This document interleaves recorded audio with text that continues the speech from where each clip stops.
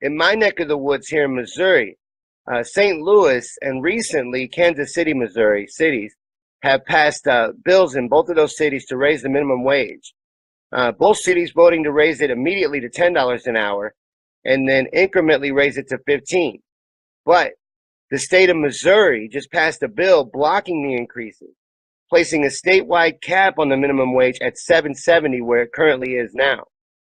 The St. Louis City increase was already in effect. So unfortunately, these workers will be dropped back down to $7.70 because this statewide cap overrides the city rules. Isn't that some bullshit? These both cities, Kansas City was overwhelmingly positive for the increase. The citizens wanted this thing. I think it passed by something above 70%, but the state overrode it.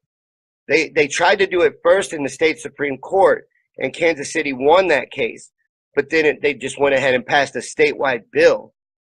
Governor Greeton's office passed a statewide bill blocking it, and they set a statewide cap at 770. So unless it raises at the federal level, it's not changing. And that's some bullshit. But, you know, I live in a red state. Missouri, unfortunately, is a red state.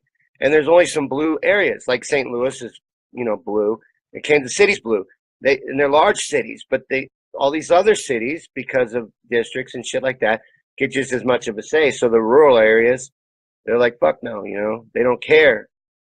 I guess. I don't know. I sometimes wonder why people always vote against their own best interest. It makes no real sense to me. But it's hard for me to understand sometimes. I try to get in their head. I know they're tricked and they're manipulated, but it's really just hard for me to understand.